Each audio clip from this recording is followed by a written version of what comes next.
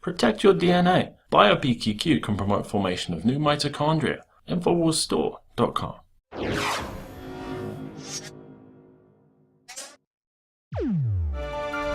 Now, the other part of our criminal government, the surveillance state, is moving on full speed ahead. We said this was going to happen as Richard Burr, the Republican, became head of the Senate Intelligence Committee.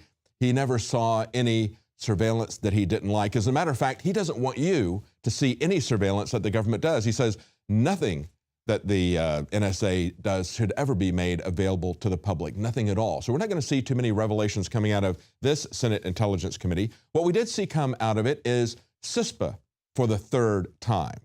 It passed the Senate Intelligence Committee 14-1. The only person not voting for it was Ron Wyden, the person, if you remember, who put James Clapper on the spot and had him commit perjury rather than admitting to dragnet surveillance, which subsequently came out in the Snowden leaks anyway.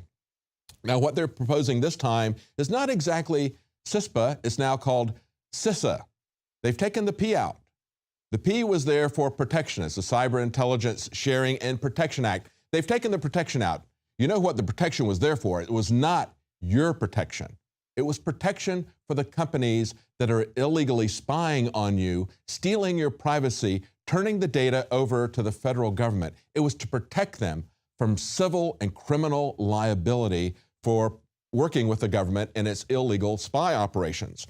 So this is now coming back for the third time. If you remember, Aaron Swartz led the movement to defeat this the first time it came out, and it has been defeated a second time. They brought it back right after he died. Now they're going to try to ram it through. They may very well get it through with the Republicans' help. But this is what Ron Wyden had to say, the only one who voted against this. He said, if information sharing does not include adequate privacy protection, then it is not a cybersecurity bill. It's just a surveillance bill by another name.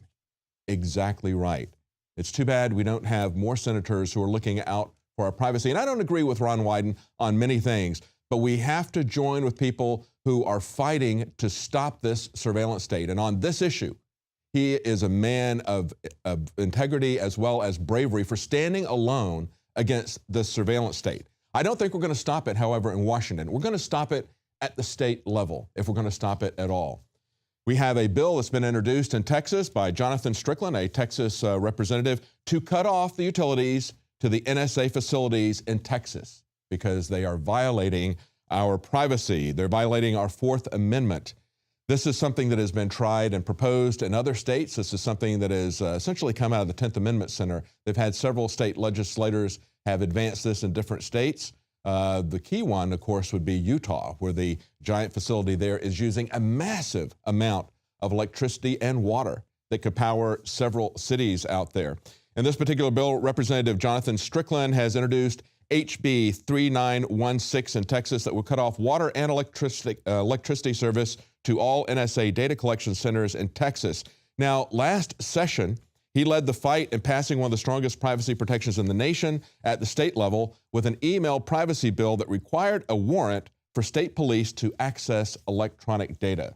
So thank you very much, Representative Strickland. He says he was elected to fight for liberties and privacy of all Texans, and that's exactly what he's doing. We need more representatives like him, and if you live in Texas or these other states, you need to contact your representatives and put some heat under them. Now, the question always comes up when we see the government act in criminal ways, how can they get away with that? You know, when we see an article like this next one, we see a man pull up that article who dressed as a TSA agent and sexually assaulted a woman.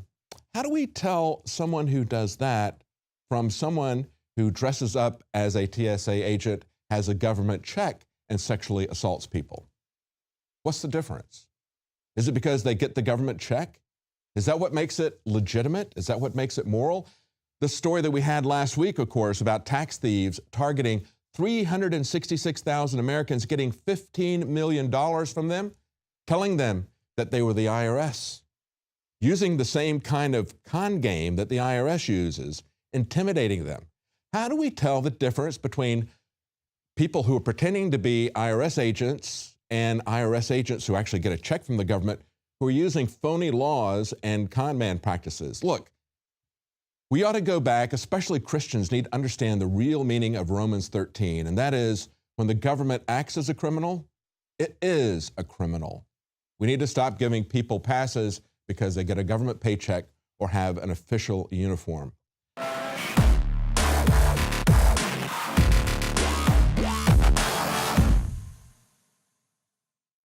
Another major health threat, this one in Toledo, Ohio, where everybody in the entire city has been told not to drink the water. Ohio's governor declaring a state of emergency. Did you know that the average person uses about 80 to 100 gallons of water at home every single day? If there's a water emergency, will you be prepared? Panicked residents forming long lines throughout the day. We're here at a supermarket in Toledo. You can see the shelves empty where water once was. To stay safe and healthy during a crisis, you must have access to safe, clean water. Water which will not be available at your local grocery store. There's a mad dash on right now to stock up on supplies. The ProPure Pro 1 G2.0 water filtration system is a must-have for every modern, independently minded household. Protect your family's safety during an emergency. Go to InfoWarsStore.com today to purchase your ProPure Pro 1 G2.0 water filtration system or call 1-888-253-3139.